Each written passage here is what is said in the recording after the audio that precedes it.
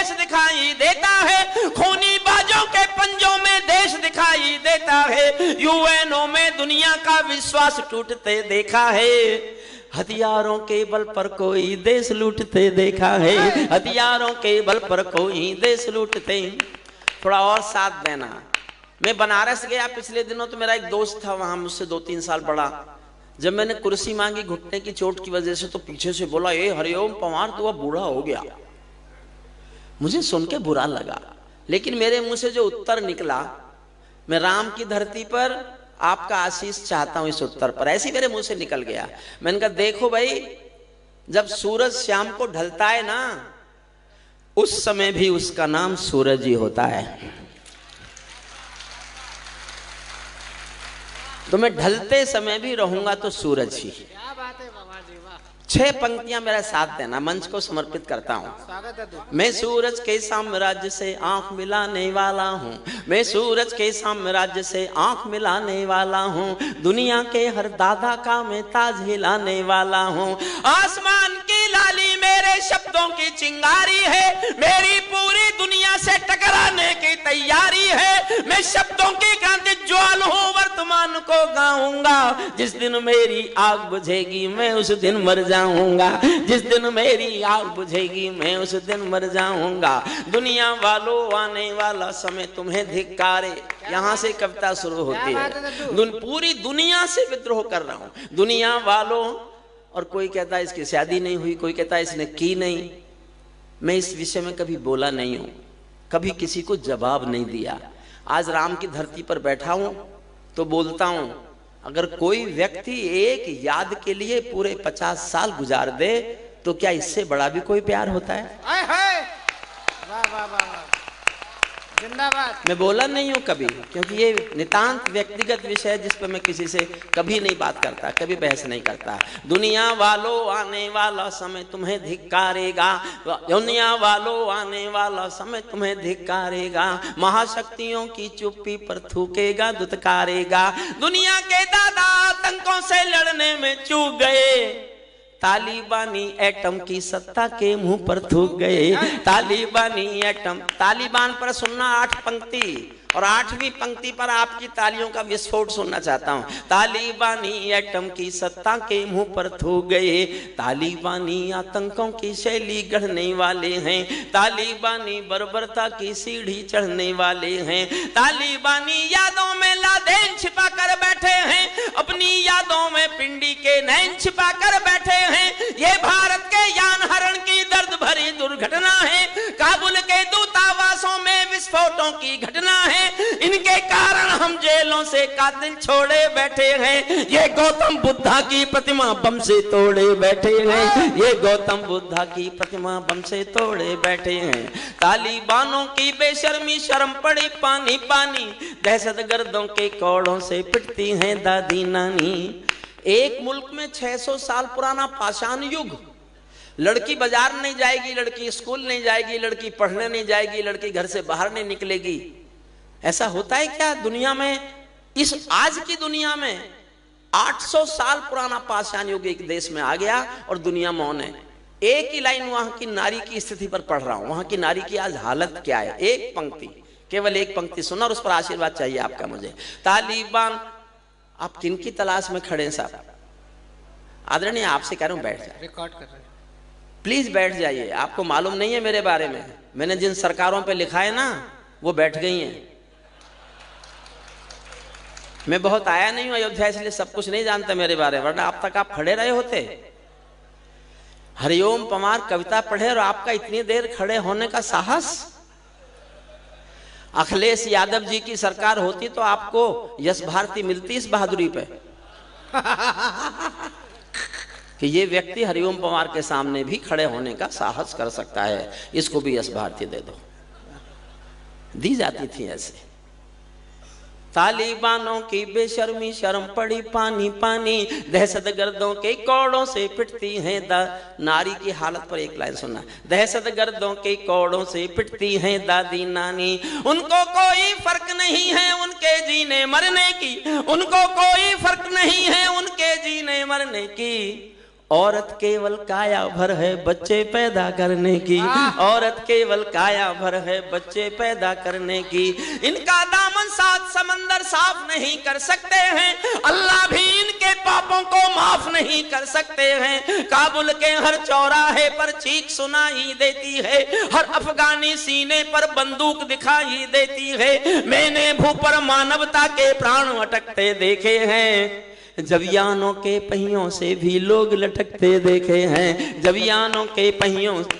छोटी करता हूं कविता ताकि कुछ और सुनाया जा सके। अब मैं दुनिया के सबसे बड़े दादा के खिलाफ बोल रहा हूं, समझना। 20 साल पहले गया था कि हम तालिबान को नष्ट करेंगे अमेरिका, और 20 साल बाद चुपचाप। अगर उस समय तालिबान को नष्ट करने का पूरा प्रयास किया गया होता और कर दिया होता तो आज हमास और इजराइल का युद्ध नहीं हो रहा होता। आप ये समझ लीजिए। मैं अंतरराष्ट्रीय कानून पढ़ाता हूं, अंतरराष्ट्रीय कानून पढ़ के आपके सामने बोल रहा हूं, सुनना। तालिबानी जिनके अब्बा आका तुम थे अमेरिका, दुनिया के सबसे बड़े दादा के खिलाफ बोल रहा हूं। क्या समस्या, जिसके खिलाफ भारत सरकार नहीं बोल सकती डिप्लोमेटिकली, मैं बोल रहा हूं। हुआ आपको अंदाजा कि भारत सरकार अधिक ताकतवर है कि हरिओम पवार अधिक ताकतवर है? तो मेरी ताकत के लिए ताली बजाओ और अब मेरी बात सुनो, और उस अच्छी लगे तो और ज्यादा ताली बजाना सुनना। तालिबानी जिनके अब्बा आका तुम थे अमेरिका, तालिबानी जिनके अब्बा आका तुम थे अमेरिका, इनको रूस से लड़वाने के खाका तुम थे अमेरिका। इनकी ट्रेनिंग इनका पोषण भूल गए क्या अमेरिका, अपनी खुदगर्जी में शोषण भूल गए क्या अमेरिका। तुमको अपने पापों के ही अंक मिले हैं अमेरिका, अपने पाले सांपों के ही डंक मिले हैं अमेरिका, अपने पाले सांपों के ही डंक मिले हैं अमेरिका। जिनका तुमने अंत लिखा था उन्हें जिलाकर चले गए। छठी पंक्ति शशिकांत को समझ, फिर आशीर्वाद मांगता हूं, सुनना। जिनका तुमने अंत लिखा था उन्हें जिलाकर चले गए, आतंकों के साए को तुम हाथ हिलाकर चले गए। भोले भाले अफगानों का हृदय तोड़कर चले गए, जहरीले सांपों के घर में दूध छोड़कर चले गए। जिस दिन काबुल से अमेरिकी हाथ छूटते देख लिया, हमने दुनिया के दादा का दम्भ टूटते देख लिया, हमने दुनिया के दादा का दम्भ टूटते देख लिया। मैं दुनिया को बतलाता हूँ अमेरिका की चतुराई, दोहा में ही लिख डाली थी समझौते की चौपाई। ये समझौता नहीं समर्पण कर बैठे हो अमेरिका। और एक पंक्ति फिर ताली मांगती है, ये समझौता नहीं समर्पण कर बैठे हो अमेरिका, अपनी महाशक्ति का तर्पण कर बैठे हो अमेरिका, अपनी महाशक्ति का तर्पण कर बैठे हो अमेरिका। क्या अमेरिका यूं ही अपने रिश्ते नाते तोड़ गया, अपने हथियारों को हेलीकॉप्टरों को छोड़ गया। सच तो ये है अमेरिका ने बहुत दोगला पेच दिया, भोले भाले अफगानों को तालिबान को बेच दिया, भोले भाले अफगानों को तालिबान को बेच दिया।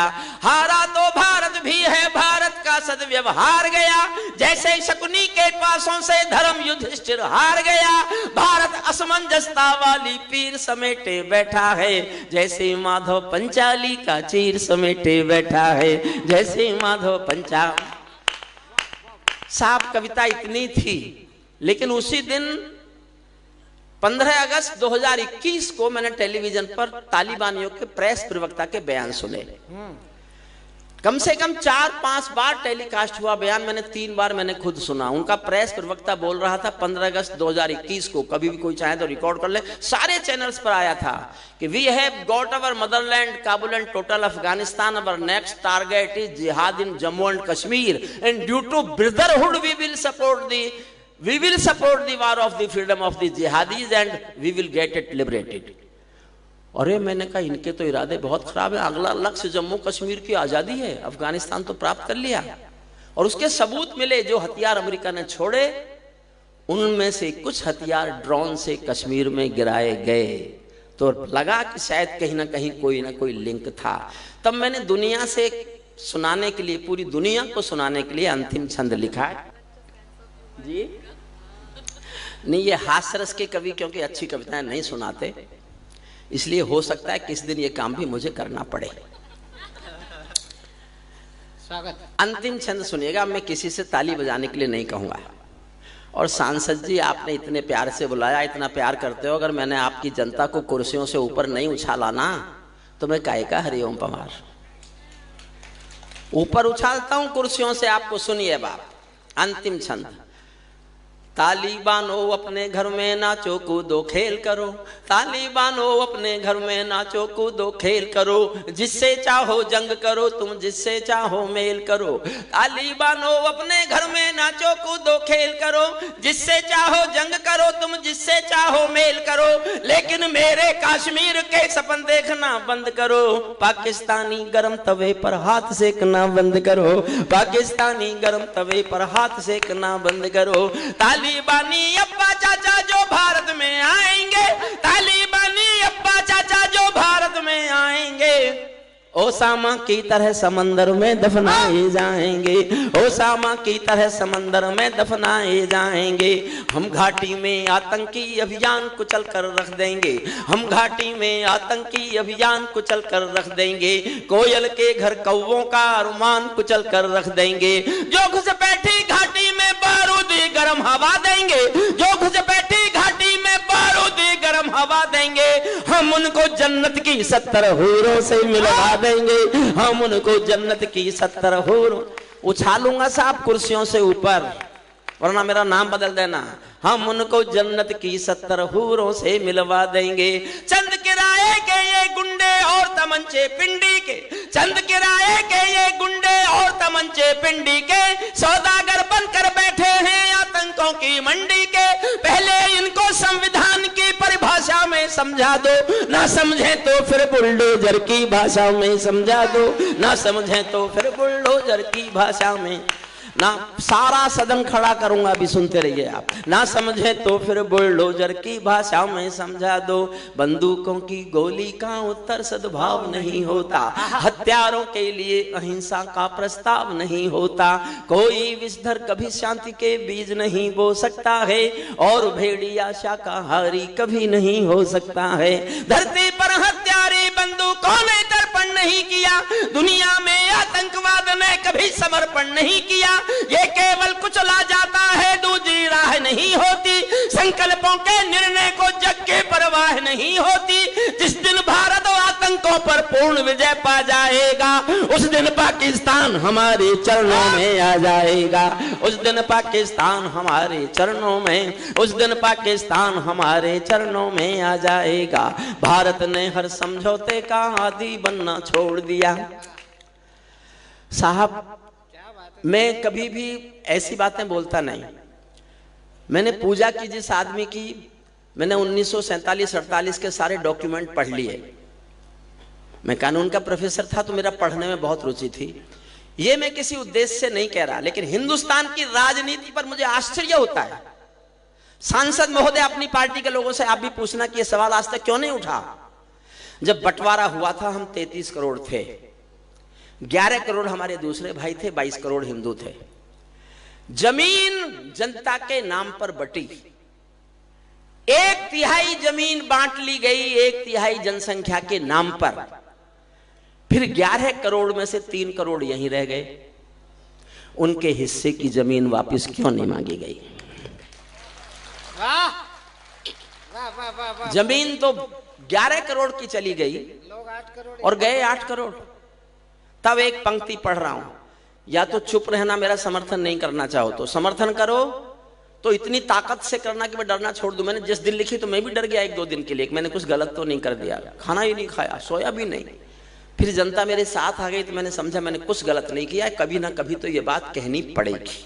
मैं कह रहा हूं, आपको समर्थन करना हो तो बहुत जी भर के समर्थन चाहता हूं, सुनना। भारत ने हर समझौते का आदी बनना छोड़ दिया, भारत ने हर समझौते का आदी बनना छोड़ दिया। कुछ बातों में हमने बापू गांधी बनना छोड़ दिया, कुछ बातों में हमने बापू गांधी बनना छोड़ दिया। नई सदी का भारत है ये 62 वाला दौर नहीं। भारत माँ की जय के नारे लगा रहे थे, मत लगाओ, मत लगाओ, नारा लगाओ दुनिया के बाप की जय। अब हम दुनिया के बाप हैं, आप भारत माँ पे अटके हुए हो।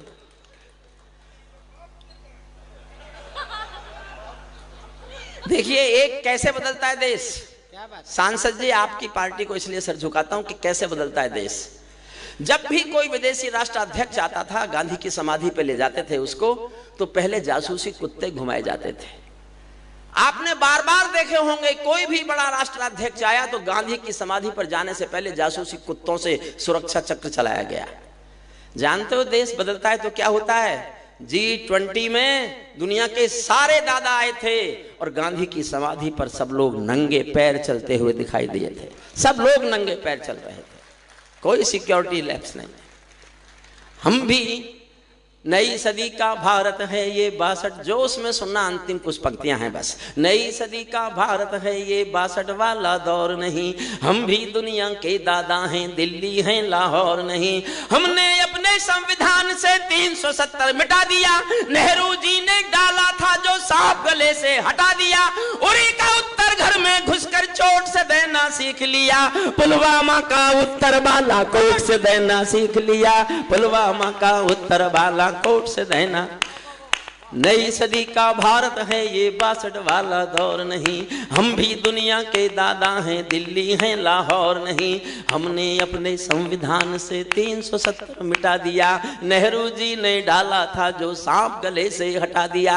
उरी का उत्तर घर में घुसकर चोट से देना सीख लिया, पुलवामा का उत्तर बालाकोट से देना सीख लिया। रावलपिंडी के दिल में जब खोट दिखाई देता है, उनको सपनों में भी बालाकोट दिखाई देता है, उनको सपनों में भी बालाकोट और एक लाइन पढ़ता हूं, मैं नहीं जानता कैसे आप रिएक्ट करेंगे। मेरा जोश ज्यादा है कि तुम्हारा जोश ज्यादा है, अब तय होगा।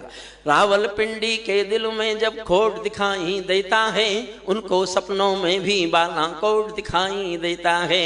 हमने डर को कूटनीति से दूर हटा कर रखा है, हमने डर को कूटनीति से दूर हटा कर रखा है। दिल्ली के सिंहासन पर एक शेर बिठा कर रखा है। 2 लाइन और सुन लीजिए बस, 2 लाइन। दिल्ली के सिंहासन पर एक शेर बिठा कर रखा है, भारत की संसद ने कसमें खा खा कर स्वीकारा।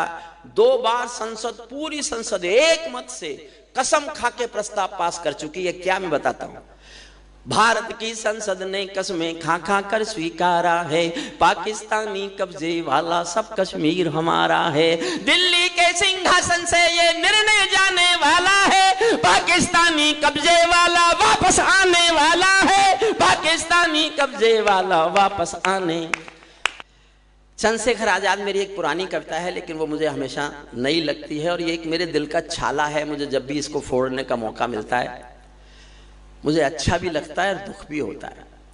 आदरणीय मायावती जी पहली बार जब मुख्यमंत्री बनी थी तो वो अपने समर्थन से नहीं बनी थी मुख्यमंत्री, भारतीय जनता पार्टी के समर्थन से मुख्यमंत्री बनी थी। और उन्होंने कुछ दिन बाद ही चंद्रशेखर आजाद के नाम के महाविद्यालय का पत्थर उखाड़ दिया था। एक पत्रकार ने हिम्मत करके कहा भी कि आप क्या कर रही हैं, ये महाविद्यालय चंद्रशेखर आजाद के नाम पर है। तो गुस्से में घूमकर बोली, कौन चंद्रशेखर आजाद, वो आतंकवादी। चंद्रशेखर आजाद को आतंकवादी कहा गया, पब्लिक के सामने कहा गया, प्रेस के सामने कहा गया और सब चुप थे। मैंने हरिद्वार में कहीं था, गंगा के किनारे बैठा हुआ, मैंने अखबार में पढ़ा तो मैं ये सोच के था कि तो राष्ट्रवादियों की पार्टी है, इनका समर्थन है, या तो उनको माफी मांगनी पड़ेगी या उनकी सरकार जाएगी। 6-7 दिन हो गए, कुछ भी नहीं हुआ। तो मैं श्रद्धेय आडवाणी जी के पास भी आया जाया करता था, अटल जी बिहारी जी के पास बहुत आया जाया करता था। मैं दोनों के पास शिकायत लेके गया कि आपके समर्थन की एक पार्टी चंद्रशेखर आजाद को आतंकवादी कह रही है। तो आडवाणी साहब तो बोले ही नहीं, बिल्कुल नहीं बोले। वो जानते थे मैं कुछ बोलूंगा और ये फिर लड़ेगा। मैं वाजपेयी साहब के पास गया, वो भी कुछ नहीं बोले, बहुत देर तक चुप बैठे रहे। तो मैंने कहा साहब कुछ तो, हम क्या जनता को मुंह दिखाएं जाके। तो गुस्से में बोले, तू चाहता है हम इस बात पर सरकार गिरा दें। मैंने कहा जी मेरे चाहने से क्या होता है, लेकिन आप ये नहीं समझते कि ये चंद्रशेखर आजाद को आतंकवादी कहे और आपके समर्थन की पार्टी की मुख्यमंत्री कहे। तब मेरी बात पर ध्यान नहीं दिया गया। उसके बाद गए तो अभी आए। मैंने तभी दोनों से कहा, मैं आपके मैं बहुत वाजपेयी साहब के तो मैं पैर छूता था, मैंने उनके पैर छुए और मैंने कहा मैं एक कविता लेके जनता में जा रहा हूं। आपकी मजबूरी चुप रहना हो सकती है, मेरी कोई मजबूरी चुप रहना नहीं है। मैं आपकी सत्ता का हिस्सा नहीं हूं, मेरा सत्ता में कोई मोह है नहीं, ये कोई गर्वोक्ति नहीं है। सांसद जी जानते होंगे 14 में मुझे टिकट दिया गया था पार्लियामेंट लड़ने का, और 8 दिन तक मेरा टिकट मेरे नाम से रखा रहा। मुझे लड़ना नहीं था, मुझे लोकसभा नहीं चाहिए थी, मुझे सांसद नहीं चाहिए बनना, मैं राजनीति ही नहीं कर सकता, मुझे नहीं हो सकती राजनीति। बाबा रामदेव लेके आए थे टिकट, बाबा रामदेव के साथ कोई समझौता हुआ था पार्टी का, कुछ टिकट बाबा को दिया होंगे, बाबा ने उनमें एक मेरा फंसा दिया। बाबा मुझसे आज तक कहते तूने भरी थाली में लात मार दी। मैं कहा क्या होता, तू सांसद बन जाता। मैं कहा फिर क्या होता, फिर क्या होता।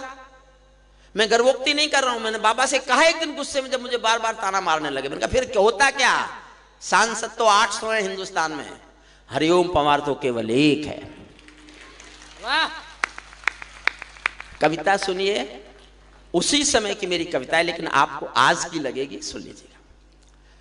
मन तो मेरा भी करता है झूमू नाचूं गाऊं मैं, मन तो मेरा भी करता है झूमू नाचूं गाऊं मैं, आजादी की सौगातों पर 100 गीत सुनाऊं मैं, लेकिन शबनम वाला वातावरण कहां से लाऊं मैं, मेघ मल्हारों वाला अंतःकरण कहां से लाऊं मैं दामन में दर्द तुम्हारे अपने लेकर बैठा हूं, आजादी के टूटे फूटे सपने लेकर बैठा हूं, घाव जिन्होंने भारत माता को गहरे दे रखे हैं, उन लोगों को जेड सुरक्षा के पहरे दे रखे हैं। उन जो उस समय की कविता है तो उस समय के लिए ताली बजाइए, मैं आज के लिए नहीं बोल रहा हूं कुछ भी। ताली तो बजानी ही पड़ेगी, ताली तो बजानी पड़ेगी। घाव जिन्होंने भारत माता को गहरे दे रखे हैं, उन लोगों को जेड सुरक्षा के पहरे दे रखे हैं, जो भारत को बर्बादी की हद तक लाने वाले हैं, वे ही स्वर्ण जयंती का पैगाम सुना। 50वां साल था आजादी का, स्वर्ण जयंती मन रही थी, तब ये घटना घटी थी। आजादी लाने वालों का तिरस्कार तड़फाता है, बलिदानी पत्थर पर थूका बार बार तड़फाता है, इंकलाब की बलबेदी भी जिससे गौरव पाती है, आजादी में उस शेखर को भी गाली दी जाती है, आजादी में उस शेखर को भी गाली दी जाती है। मैं दिनकर की परंपरा का चारण हूँ, भूषण की शैली का अल्प उदाहरण हूँ, इसीलिए मैं दरबारों के गीत नहीं गा सकता हूँ, इसीलिए मैं दरबारों के गीत नहीं गा सकता हूँ, मैं पीड़ा की चीखों में संगीत नहीं ला सकता हूँ। आपका मन भी दुखे, मैं तो रोया था लिखते हुए, तो इन पंक्तियों पर साथ देना। इससे बढ़कर और शर्म की बात नहीं हो सकती थी, इससे बढ़कर और शर्म की बात नहीं हो सकती थी, आजादी के परवानों पर घात नहीं हो सकती थी, कोई बलिदानी शेखर को आतंकी कह जाता है, पत्थर पर से नाम हटाकर कुर्सी पर रह जाता है, पत्थर पर से नाम हटाकर। क्या बात है। गाली की भी कोई सीमा है, कोई मर्यादा है, ये घटना तो देशद्रोह की परिभाषा से ज्यादा है, मेरी आंखों में पानी है, सीने में चिंगारी है, राजनीति ने कुर्बानी के दिल पर ठोकर मारी है, सारे वतन पुरोधा चुप थे, कोई कहीं नहीं बोला। कविता का सौंदर्य केवल ये है, चलो राजनीति के नेता नहीं बोले, उनके अपने अपने स्वार्थ होंगे। स्वर्ग में हमारे शहीदों की आत्मा ने भी सुना होगा कि आज चंद्रशेखर आजाद को गाली किस तरह दी जा रही है, उन पर क्या बीती होगी, ये कविता का सौंदर्य सुनना। इससे बढ़कर और शर्म की बात नहीं हो सकती थी, आजादी के परवानों पर घात नहीं हो सकती थी, सारे वतन पुरोधा चुप थे, कोई कहीं नहीं बोला, लेकिन कोई ये ना समझे, कोई खून नहीं खोला, सुनकर बलिदानी बेटों का धीरज डोल गया होगा, मंगल पांडे फिर शोणित की भाषा भूल गया होगा, मंगल पांडे फिर शोणित की भाषा बोल गया होगा, सुनकर हिंद महासागर की लहरें तड़प गई होंगी, शायद बिस्मिल की गजलों की बहरें तड़प गई होंगी, नील गगन में कोई पुच्छल तारा टूट गया होगा, अशफाकुल्लाह की आंखों में लावा फूट गया होगा, आजादी पर मरने वाला टोला भी रोया होगा, इंकलाब का रंग बसंती चोला भी रोया होगा, आजादी पर मरने वाला टोला भी रोया होगा, इंकलाब का रंग बसंती चोला भी रोया होगा, चुपके चुपके रोया होगा संगम तीरथ का पानी, 4 लाइन मन से सुनना, अच्छा लगे तो तालियां उठाना। चुपके चुपके रोया होगा संगम तीरथ का पानी, आंसू आंसू रोई होगी धरती की चूनरधानी, एक समंदर रोई होगी भगत सिंह की कुर्बानी, क्या ये ही सुनने की खातिर फांसी झूले सेनानी, क्या ये ही सुनने की खातिर और 4 लाइन सुनना साहब, मन करे तो जी भर के दाद देना। चुपके चुपके रोया होगा संगम तीरथ का पानी, क्या ये ही सुनने की खातिर फांसी झूले सेनानी, जहां मरे आजाद पार्क के पत्ते खड़क गए होंगे, जहां मरे आजाद पार्क के पत्ते खड़क गए होंगे, कहीं स्वर्ग में शेखर जी के बाजू पड़क गए होंगे, शायद पल दो पल को उनकी निदिया जाग गई होगी, फिर पिस्तौल उठा लेने की इच्छा जाग गई होगी, फिर पिस्तौल उठा लेने की इच्छा।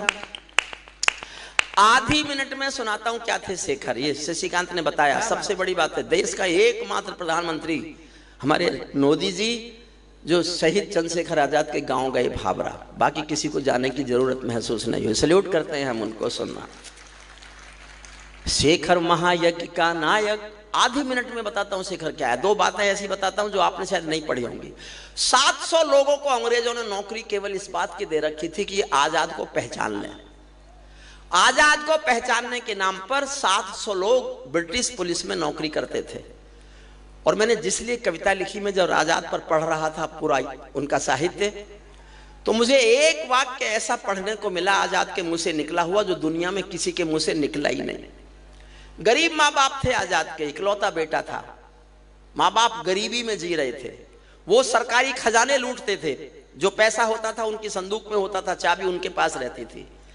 एक दिन गांव के किसी आदमी ने छुपते छुपाते पहुंचकर यह कहा कि शेखर, तेरे माता पिता की हालत क्या जानते हो क्या? घर में खाने के लिए रोटी नहीं है, भूखे मरने की नौबत है। तुम्हारी संदूक में पैसा है यार, इतना तो घर भेज दो कि माँ बाप रोटी खा लें। तो चंद्रशेखर आजाद 2 वाक्य बोले। एक वाक्य आंख में आंसू भरकर और एक आंख लाल करके। आंसू भरकर तो यह कहा कि माता पिता क्या सिर्फ मेरे हैं और क्रांतिकारियों के नहीं हैं? और दूसरी पल आंख लाल करके कहा कि इस संदूक में से तो 1 पैसा दूंगा नहीं। और तुम गांव वालों मेरे माता पिता को रोटी नहीं खिला सको तो मुझे बताना, मैं किसी दिन रात के अंधेरे में आऊंगा और अपने पिस्तौल की 2 गोली दोनों के सीने में उतार के चलाऊंगा। उसको गाली देगी राजनीति और सुन लेंगे सब लोग। तब सुनिए, शेखर महायज्ञ का नायक, गौरव भारत भूखा है, जिसका भारत की जनता से रिश्ता आज लहू का है, जिसके जीवन के दर्शन ने हिम्मत को परिभाषा दी, जिसके पिस्टल की गोली ने इंकलाब को भाषा दी, जिसने धरा गुलामी वाली क्रांति निकेतन कर डाली, आजादी के हवन कुंड में अग्नि चेतन कर डाली, जिसके कारण त्याग अलौकिक माता के आंगन में था, इकलौता बेटा होकर भी आजादी के रन में था, जिसको खूनी मेहंदी से भी देह रचाना आता था, आजादी का योद्धा केवल चले चबे ना खाता था। अब तो नेता पर्वत सड़कें शहरों को खा जाते हैं और पुलों के शिलान्यास में नहरों को खा जाते हैं। अब तो नेता पर्वत सड़कें शहरों। आजादी के कारण जो गोरों से बहुत लड़ी है जी, दाद देना मुझे जी भर कर अगली पंक्ति पर। आजादी के कारण जो गोरों से बहुत लड़ी है जी, शेखर की पिस्तौल किसी तीरथ से बहुत बड़ी है जी, शेखर की पिस्तौल किसी तीरथ से बहुत। और साहब एक छंद सुनना, इसलिए सुना रहा हूं, मैंने तभी लिखा था। सांसद जी आपको समर्पित करता हूं, बुरा मत मानना। नहीं सुनी गई मेरी बात, आपके समर्थन से थी वो मुख्यमंत्री, अपने आप नहीं थी। और मेरी ईमानदारी लगे तो उतनी तालियां बजाना जितनी अब तक बचा रहे हो। जो भारत माँ की संसद, जो भारत माँ के संसद के गाने गाने वाले हैं, जो भारत माँ की मर्यादा जीवन गाने वाले हैं, राष्ट्रवाद की गरिमा गौरव ज्ञान सिखाने वाले हैं, जो छोटी छोटी बातों पर संसद में अड़ जाते हैं, श्री राम मंदिर मुद्दे पर सड़कों पर लड़ जाते हैं, 60 दिनों तक रथ लेकर जो 60 दिनों तक रथ लेकर जो तीर्थ यात्रा घूमे थे, आजादी की यादों के पत्थर पूजे थे, थे, चूमे थे, इस घटना पर चुप बैठे थे, सबके मुंह पर ताले थे। तब गठबंधन क्यों नहीं तोड़ा जो तुम हिम्मत वाले थे, तब गठबंधन क्यों नहीं तोड़ा जो तुम्हें। और 2 लाइन आशीर्वाद चाहते हैं आपका, मैं देखना चाहता हूं कितना प्यार करते हैं आप कवि को, केवल कवि के रूप में सुनना मुझे। तब गठबंधन क्यों नहीं तोड़ा जो तुम हिम्मत वाले थे, तुम सत्ता में शामिल थे, 2 टूक डांट भी सकते थे, तुम सत्ता में शामिल थे, 2 टूक डांट भी सकते थे। जो जीव शहीदों पर थूके वो जीभ काट भी सकते थे, जीव शहीदों पर थूके वो जी। अंतिम छंद सुनना, जो सीने पर गोली खाने को आगे बढ़ जाते थे, भारत माता की जय कहकर फांसी पर चढ़ जाते थे। जिन बेटों ने आजादी के लिए कहानी दे डाली, आजादी के हवन कुंड के लिए जवानी दे डाली, दूर गगन के तारे उनके नाम दिखाई देते हैं, उनके स्मारक भी चारों धाम दिखाई देते हैं। वे देवों की लोग, मेरे जीवन की कविता की अच्छी पंक्तियां सुना है, वे देवों की लोकसभा के अंग बने बैठे होंगे, वे सतरंगी इंद्रधनुष के रंग बने बैठे होंगे। उन बेटों की याद भुलाने की नादानी मत करना, इंद्रधनुष के रंग चुराने की नादानी मत करना, इंद्रधनुष के रंग चुराने की नादानी मत करना। जिनके कारण ये भारत आजाद दिखाई देता है, अमर तिरंगा उन बेटों की याद दिखाई देता है। उनका नाम जुबां पर लो तो पलकों को झपका लेना, उनकी यादों के पत्थर पर 2 आंसू टपका देना। जो धरती में मस्तक बोकर चले गए, दाग गुलामी वाला धोकर चले गए, मैं उनकी पूजा की खातिर जीवन भर गा सकता हूँ। मैं सूरज का बेटा तम के गीत नहीं गा सकता हूँ, मैं पीड़ा की खत्म कर दे, कारगिल पढ़ दो, खत्म कर। हमारे सांसद जी ने माया मंडल में शपथ लेने से इनकार कर दिया। क्या? अच्छा, ये मुझे और अभी सूचना मिली है, हमारे सांसद जी उन दिनों विधायक थे और उन्होंने उनके मंत्रिमंडल में शपथ लेने से मना कर दिया था। मैं आपको सैल्यूट करता हूँ, नतमस्तक होता हूँ आपके सामने, ये मुझे अभी बताया। 5 मिनट और सुन सकते हैं कि अपने, केवल 5 मिनट, एक भी नहीं उठे तो मैं केवल 4.5 मिनट की एक कविता सुनाना चाहता हूँ। सुनाऊं साहब?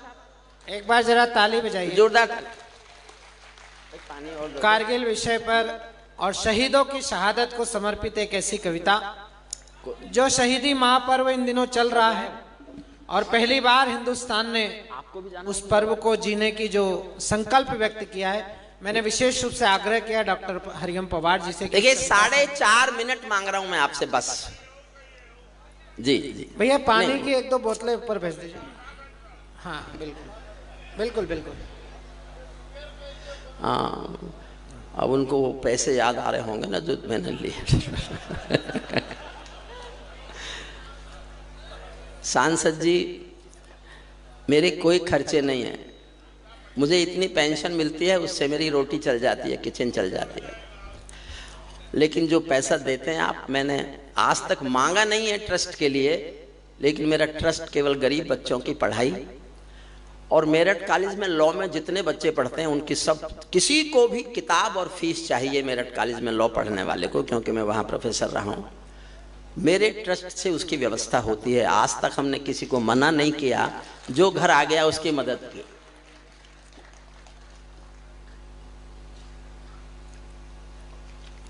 भगवान राम हमारे रक्षक देवता हैं। सनातन वालों, सनातन की चिंता करना छोड़ दो। जब तक इस धरती पर भारत में रामलीलाएं होती रहेंगी, सनातन को कोई आंच नहीं आ सकती, आ ही नहीं सकती। एक बाप बेटी जा रहे थे किसी रास्ते पर, उनको तेज बाढ़ का पानी मिल गया। मैं थोड़ी ज्ञान की बातें बताता हूँ, फिर एक 4.5 मिनट की कविता सुनाऊंगा। आ जाओ आर्यपुत्र, आ जाओ, अभी आ रहे हो? मैं पहला कवि हूं। नहीं, ये 2 बेटियां फंस गई। अगर आपको भी जाना हो तो आप जा सकते हैं। नहीं, कहाँ जाना है उनको? नहीं जाना, उन दोनों की भी थोड़ी हुई है अभी। भगवान करे उनको अच्छे पति मिले, ऐसे ना मिले जो पता नहीं कहाँ कहाँ घूमते रहते हैं, क्या क्या करते रहते हैं, क्या क्या बोलते रहते हैं। क्या कह रहा है? दोनों की इंदौर में कराऊंगा शादी। इंदौर तो क्या, मध्य प्रदेश में ही मत करना। बाप बेटी जा रहे थे, रास्ते में तेज बाढ़ का पानी मिला, दोनों डरे कैसे पार करेंगे। तो पिता ने हिम्मत करके कहा कि बेटी डरो मत, मेरी बाजू पकड़ लो, मेरा हाथ पकड़ लो, हम बाढ़ के पानी से पार निकलेंगे। बेटी ने तुरंत कहा कि पापा मैं आपके हाथ नहीं पकड़ूंगी, आप मेरा हाथ पकड़ो। समझिए, पिता ने कहा क्या फर्क पड़ता है, तुमने मेरा हाथ पकड़ा या मैंने तुम्हारा हाथ पकड़ा। बेटी ने कहा पापा बहुत फर्क पड़ता है। समझ जाओ तो ताली उठाना। बेटी ने कहा पापा बहुत फर्क पड़ता है, मैं किसी मजबूरी में अपने स्वार्थ में आपका हाथ छोड़ भी सकती हूं, लेकिन एक बाप अपनी बेटी का हाथ किसी हाल में कभी छोड़ नहीं सकता, छोड़ नहीं सकता। एक पिंजरे में पालतू तोता था किसी के पास। एक दिन मालिक ने तोते से कहा मैं पड़ोसी गांव जा रहा हूं, तेरा शाम तक का खाना मैंने रख दिया है, खा लेना। तोता बोला मालिक उस गांव में मेरे गुरुजी रहते हैं। मालिक बोला तो मैं क्या करूं। बोले उस गांव में जा रहे हो तो मेरे गुरुजी को मेरी राम राम तो बोल सकते हो। मालिक ने कहा मिलेगा तो बोल दूंगा। मालिक पड़ोसी गांव गया, जाके बोला मेरे पिंजरे में एक पालतू तोता है, कोई यहां उसका गुरु है क्या। एक बूढ़ा तोता उठ के आया, उसने कहा मैं हूं। तो उसने कहा तो मेरे पालतू तोते ने तुमको राम राम भेजी है। बूढ़े तोते ने सुना और मर गया। मालिक लौट के आया, तोते ने आते ही पूछा मेरे गुरु मिले।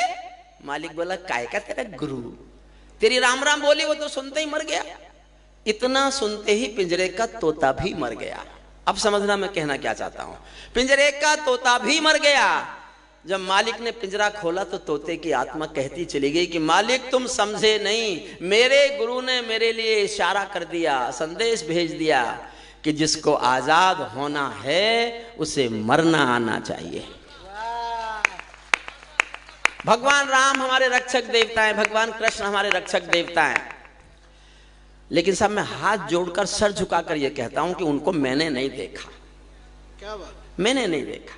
ये दर्शन, ये सब हमारी भावनात्मक अनुभूतियां हैं। ए भैया, ए बैठ जाओ। ए यूक्रेन की तरफ हो कि रूस की? बोलो क्या रहा है? जो मैं कह रहा हूं अगर आप समर्थन कर सके तो जी भर के करना। मैंने भी देखे हैं रक्षक देवता, मैंने वो रक्षक देवता देखे हैं जो वर्दी पहनकर सीमा पर खड़े हैं और हमारी रक्षा करते हैं, देश की रक्षा करते हैं, वो भी रक्षक देवता है। मैं उन्हीं के ऊपर एक कविता सुना रहा हूं आपको, श्रद्धांजलि की। करगिल में, मेरठ में एक बेटा, ये अमित जी बात कर रहे हैं ना सांसद जी से जी? हाँ अमित जी। अच्छा अमित जी थोड़ी देर और बैठ जाओ, 5 minute 10 minute 15 minute. Captain Manoj तलवार नाम का एक सैनिक शहीद हुआ करगिल में, उसका पार्थिव शरीर मेरठ आया। अंतिम संस्कार में भारी भीड़ थी, मैं भी गया, पीछे भीड़ में मैं भी खड़ा था। भीड़ में खड़े होकर भीगी पलकों से मैंने कविता लिखी। आप किनकी सिक्योरिटी में जो जा रहे हैं?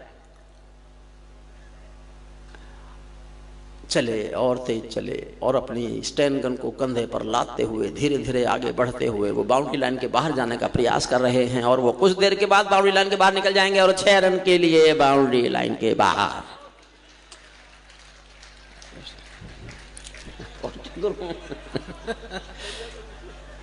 ये मनिका बिटिया को मैं आजकल सुनता हूँ फेसबुक पर, मुझे बहुत अच्छा लगता है। और कभी कभी लगता है कि एक एक पंक्ति में उसने एक एक कहानी, एक एक बड़ा उपन्यास लिखा है। अद्भुत है। पूरा घर तुम्हारा, एक थोड़ी सी क्या कोना है मेरा, एक कोना पूरा घर तुम्हारा। इससे बड़ा समर्पण भारतीय नारी कर सकती है और दुनिया में कोई नहीं कर सकता। मन से कविता सुन लीजिए। मैंने 50 साल हो गए मुझे मंचों पर। साहब आपको पता है कि नहीं, मणिका हमारे उस परिवार की बेटी है जिस परिवार में श्रद्धेय अटल बिहारी वाजपेयी जी का कई बार विश्राम हुआ। उस परिवार में मतलब बहुत प्रतिष्ठित हमारे क्षेत्र का एक राजनीतिक परिवार है, जिस परिवार में अटल जी का स्वतः आना जाना था। एक बार मणिका को अगर हरिओम पवार जी ने आशीर्वाद दिया, ये उनके लिए पद्मश्री। मैं प्रशंसक, जोरदार तालियां बजाइए। मैं जिसका प्रशंसक नहीं हूं, मैं झूठ नहीं बोलता। मैं शब्द की देवी के अपमान में मैं जीवन में कभी नहीं बोला। जो मुझे पसंद नहीं है, कई बार तो मैं खुद को पसंद नहीं करता। विश्वास कीजिए, मैं खुद से नाराज रहता हूं। मेरी उम्र भर मैं अपने से नाराज रहा हूं। छोटा सा गीत है, मैंने 50 साल आंसू की आग गाई है। भैया चाय थोड़ी देर बंद कर दो, 5 मिनट के लिए, बस 5 मिनट के लिए बंद कर लो, मान जाओ प्लीज, मान जाओ। 50 साल मैंने आंसू की आग गाई है। मेरी एक कविता है, केवल एक, जो मेरी आग के आंसू हैं। आग के आंसू, वाक्य समझिएगा आप।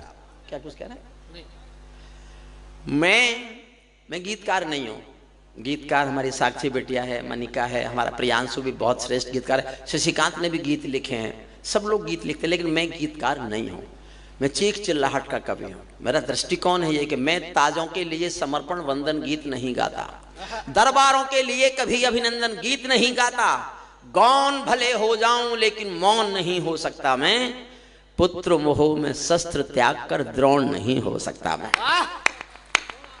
कितने ही पहरे बैठा दो मेरी क्रुद्ध निगाहों पर, मैं चीखूंगा चिल्लाऊंगा जनगण मन की आहों पर। धरती पर राष्ट्रवाद की मैं एक कहानी हूं। इस धरती पर इंकलाब की केवल एक कहानी हूं। लिखते लिखते अंगारा हूं, गाते गाते पानी हूं। ये मेरी जिंदगी है।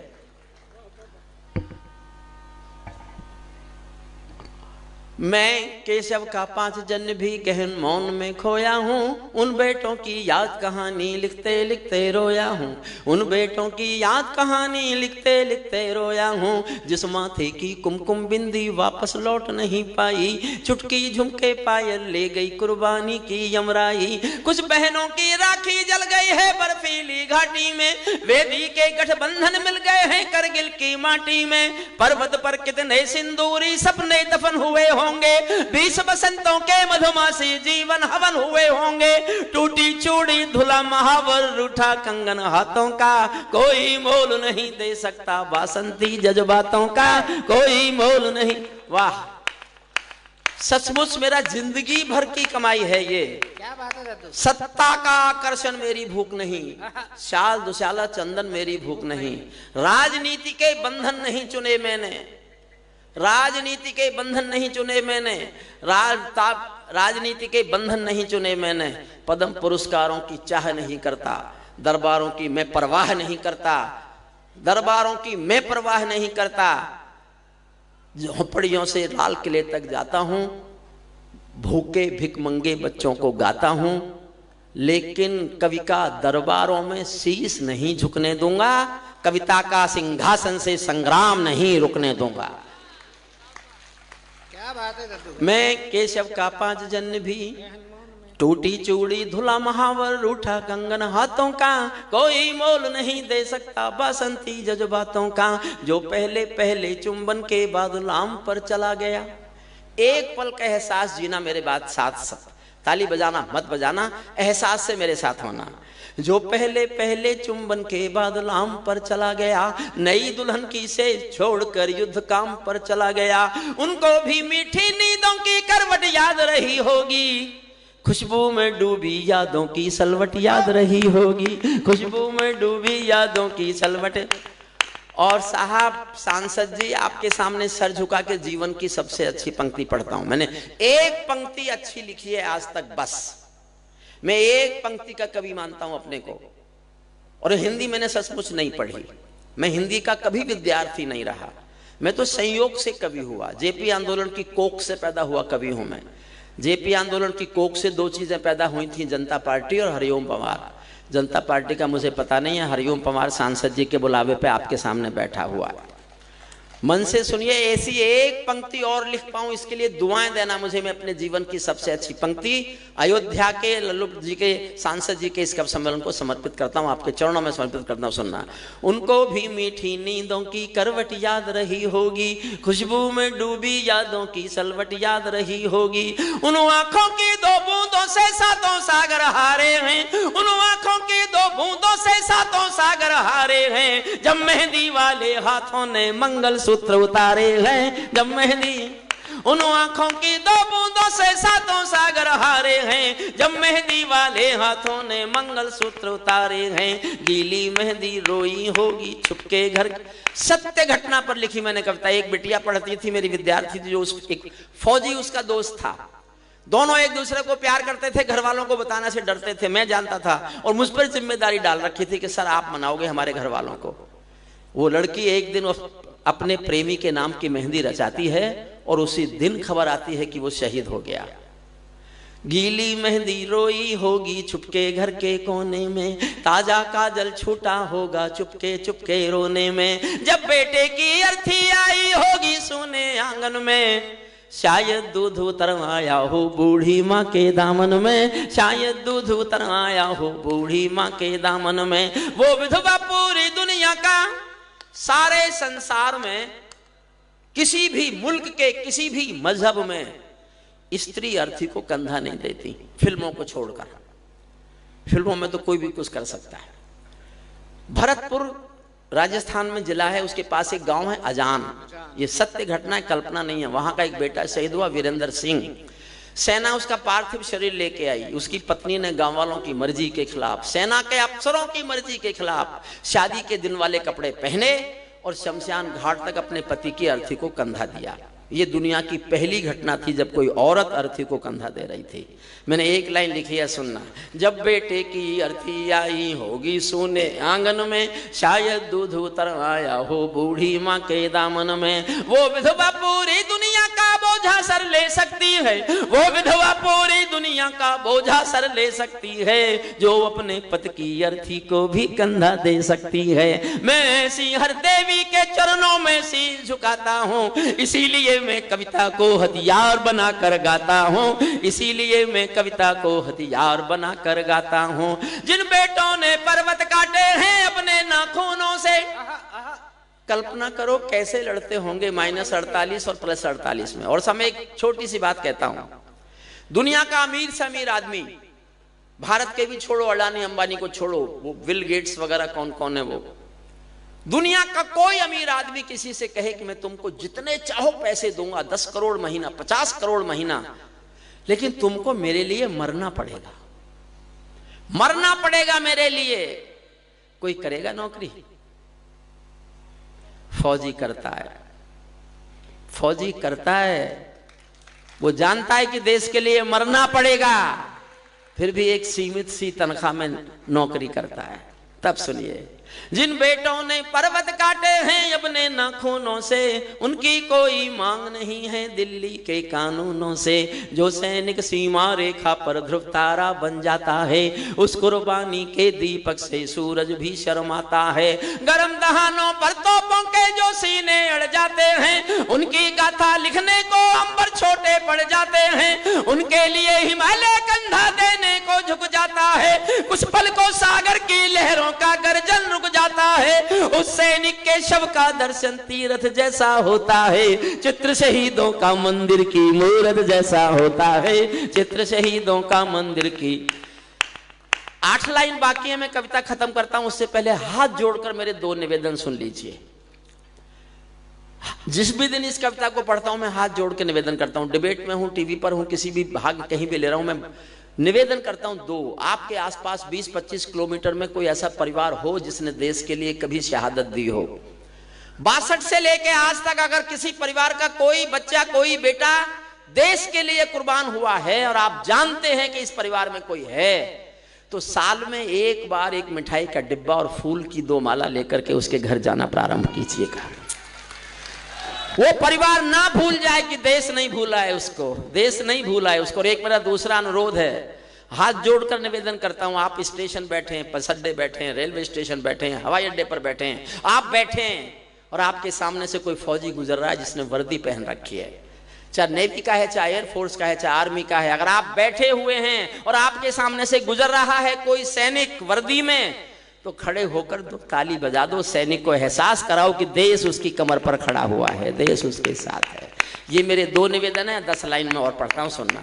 क्या ये देश, चाय बंद नहीं करोगे मेरे कहने के बाद भी? और मैं चाय वाले से ज्यादा कह नहीं सकता, तुम जानते हो ना, मैं चाय वालों से कुछ कह नहीं सकता। मान जाओ भाई, अच्छा देखो, ये होता है विरोधाभास। मैंने तो निवेदन किया था सांसद जी के सबको चाय पिलवाओ, और मैं ही रोक रहा हूं। अरे भाई मेरी गलती है। चलो अभी 2 मिनट बाद सब चाय पी के जाना, सबको मिलेगी। सुनिएगा, क्या ये देश उन्हीं का है जो सीमा पर मर जाते हैं? क्या ये देश उन्हीं का है जो सीमा पर मर जाते हैं? अपना लोग अपना खून बहा कर टीका सरहद पर कर जाते हैं। कोई युद्ध वतन के खातिर सबको लड़ना पड़ता है, संकट की घड़ियों में सबको सैनिक बनना पड़ता है। जो भी कौम वतन की खातिर मरने को तैयार नहीं, उसकी संतति को आजादी जीने का अधिकार नहीं, उसकी संतति को। आखिरी लाइन सुन लो। मेरे घर में नेता बहुत हैं सांसद जी, बचपन में पीटते थे, अब डांटते हैं, तो मैं भी बदला तो निकालता ही रहता हूं। तो मैं एक लाइन ऐसे लिखना चाहता था नेता पर कि इतनी कठोर हो, जिससे ज्यादा कोई पढ़ा लिखा आदमी उससे ज्यादा कठोर भाषा नहीं बोल सकता। और मैं ये भी चालाकी चाहता था कि कोई सामने बैठे हो तो उनकी समझ में ना आए, और समझ में भी आए तो इतनी देर में आए जब तक मैं निकल लूं। तो 4 लाइन सुनिएगा, मन से यहाँ विदा लेते हैं। सांसद जी, जो हुआ बहुत अच्छा हुआ राम के दरबार में, राम की धरती पर, सांसद जी के संरक्षण में जो हुआ हिंदी माँ का हुआ। सब कवियों ने अच्छा पढ़ा, आप सब ने बहुत अच्छा सुना। आप सबको मैं नतमस्तक होकर सैल्यूट करता हूँ। अंतिम 4 लाइन पढ़ के सांसद जी आ जाएंगे, आपको आशीर्वाद देंगे। बोलेंगे ना 1 मिनट तो? अच्छा, और कोई बोलेंगे? नहीं, सांसद जी बोलेंगे। आप ही बोलेंगे, आप आइए। सैनिक अपने प्राण गंवा कर देश बड़ा कर जाते हैं, बलिदानों की बुनियादों पर राष्ट्र खड़ा कर जाते हैं। जिनको माँ की बलिदान, सैनिक अपने प्राण गंवा कर देश बड़ा कर जाते हैं, बलिदानों की बुनियादों पर राष्ट्र खड़ा कर जाते हैं। जिनको माँ के बलिदानी बेटों से प्यार नहीं होगा, उन्हें तिरंगे को लहराने का अधिकार नहीं होगा, उन्हें तिरंगे को लहराने का। सच्चा है अपना प्यार तो क्या इस जहां का डर, गुलबन के गुलिस्तां वफा में फिर खिलेंगे हम। अब बिछड़ रहे हैं कोई रंज मत करो, फिर बाहर आएंगी तो फिर मिलेंगे हम। सितारों को आंखों में महफूज रख लो, बहुत दूर तक रात ही रात होगी। मुसाफिर हो तुम भी, मुसाफिर हैं हम भी, किसी मोड़ पर फिर मुलाकात होगी। सांसद जी आप आशीर्वाद दे दीजिए, धन्यवाद दे दीजिए आकर।